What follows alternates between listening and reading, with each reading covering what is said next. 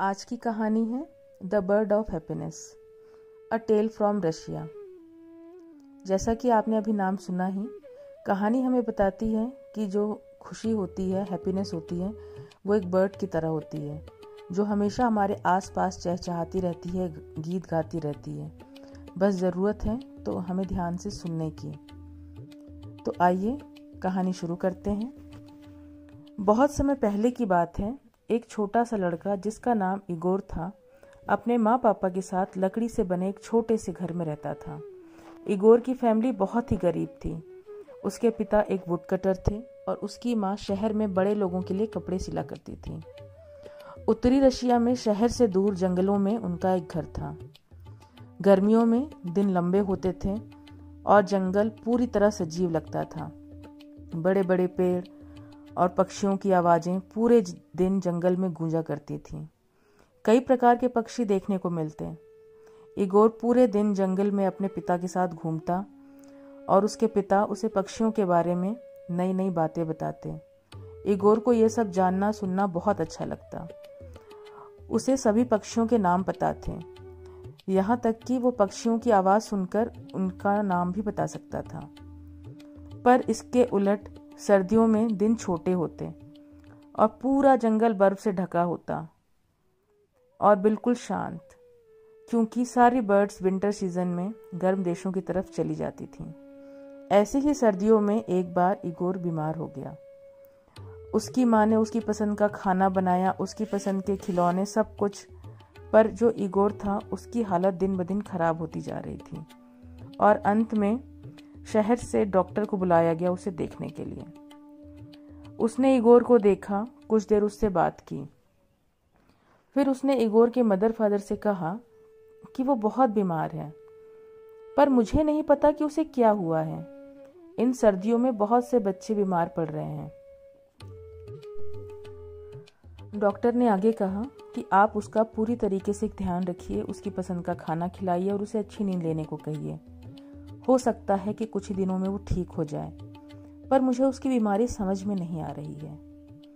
पर अगले कुछ दिनों में इगोर की तबीयत खराब होती गई। वो बीमार और बीमार होता गया। वह पूरा दिन बेड पर पड़ा रहता और अब तो उसने अपने खिलौनों से खेलना भी बंद कर दिया था। उसके पिता जंगल से उसके लिए अलग अलग चीज़ें लेकर आते कि शायद उससे उसका मन लगा रहे, उसे यह फील ना हो कि वो बीमार है। पर उसे कुछ भी नहीं भाता, उसे कुछ भी अच्छा नहीं लगता। उसका चेहरा सफ़ेद हो गया था। वो कुछ भी नहीं खाना चाहता था। कभी कभी रात में उसे तेज़ बुखार आ जाता। वो अपने सपने में देखता कि वो जंगल में घूम रहा है, आसमान में उड़ रहा है। उसका घर जंगल के बीच में एक छोटा सा दिखाई दे रहा है और उसके आसपास बहुत सारे पक्षी चहचहा रहे हैं। एक दिन जब सुबह वो सोकर उठा तो उसने देखा कि उसके पिता उसके सर के पास बैठे हैं और उसकी तरफ देख रहे हैं। उन्होंने इगोर से कहा, क्या ऐसा कुछ है जो तुम्हें चाहिए? मैं तुम्हारे लिए क्या कर सकता हूँ, मुझे बताओ। इगोर ने कहा कि हाँ, मैं पक्षियों का गाना सुनना चाहता हूँ, मैं जंगल में घूमना चाहता हूँ, मैं ये सब बहुत मिस करता हूँ। क्या आप मेरे लिए एक बर्ड लाकर दे सकते हैं जो हमेशा मेरे पास रहे? अगर आप उस बर्ड को मेरे बेड के पास रखेंगे तो मैं उसे गाते हुए सुन पाऊंगा। मैं जंगल को बहुत मिस करता हूँ।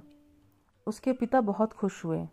आखिर इगोर ने कुछ तो कहा और उन्होंने कहा कि मैं कल ही तुम्हारे लिए एक बर्ड लेकर आऊँगा।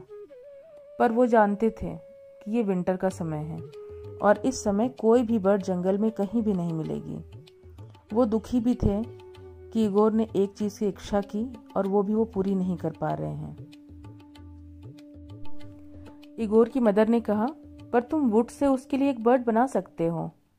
इसके लिए तुम उन लकड़ियों का उपयोग कर सकते हो जो हमने जंगल से काटी थी आग लगाने के लिए, क्योंकि अभी बहुत ज़्यादा ठंड थी और बाहर बहुत ज़्यादा बर्फ पड़ रही थी और जंगल में जाकर लकड़ियाँ काटना बहुत ही मुश्किल था।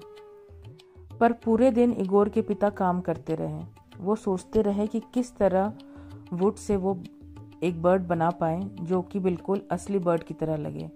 हाँ, वो गाना नहीं गा पाएगी, पर इगोर इस सुंदर बर्ड को देखकर खुश जरूर होगा। उस रात डिनर के बाद उन्होंने बर्ड बनाना शुरू किया। पहले शुरू में उन्होंने जो बर्ड बनाई वो बहुत अच्छी तो नहीं बनी। कोई बहुत ज़्यादा मोटी थी, कोई बहुत ज़्यादा दुबली थी और किसी के पंख बिल्कुल सुंदर नहीं थे। और इसके बाद उन्होंने वो सारी बर्ड उठाकर आग में डाल दी। अब तक आधी रात बीत चुकी थी। उन्होंने अपना सर पकड़ लिया कि मैं किस तरह से एक बर्ड बनाऊं जो बिल्कुल असली बर्ड की तरह लगे। बाहर स्नोफॉल हो रहा था। उन्होंने फिर अपने आप से कहा, हाँ मैं समझ गया मुझे कैसे बर्ड बनानी। उन्होंने कहा, सिर्फ लकड़ी के 2 टुकड़ों से बर्ड बनाई जा सकती है। अगर मैं इस वुड को इस तरह से कट करूं कि उसके पंख बनाए जा सकते हैं। तो उन्होंने बहुत ही सावधानी से वुड को कट किया और पंखों का आकार दिया। फिर उन्होंने उसकी एक टेल बनाई। फिर पूरी बॉडी को काटकर तैयार किया और बहुत बारीकी से उन्होंने उसे आकार दिया। अब सब कुछ बनकर तैयार था। सूरज निकलने को था। उसने अपनी वाइफ को बर्ड दिखाई। उसने कहा, ये तो बहुत ही सुंदर है, पर ये अभी भी पूरी तरह से तैयार नहीं है। उसके बाद वो एक धागा लेकर आई और धागा लेकर उसके पंखों और टेल को एक साथ सिलकर बांध दिया। अब वो पंखों वाली एक सुंदर सी बर्ड लग रही थी। अब वो पूरी तरह बनकर तैयार थी। फिर एक लंबा सा थ्रेड लेकर उन्होंने उस बर्ड के बीचों बीच बांध दिया, जिससे उसको टांगा जा सके इगोर के कमरे में। इसके बाद वो दोनों बर्ड को ध्यान से देख रहे थे। वह बहुत ज़्यादा खुश थे क्योंकि अब ये तैयार हो चुकी है और इसे इगोर के कमरे में ले जाकर बांधा जा सकता है। इगोर अभी भी सो रहा था।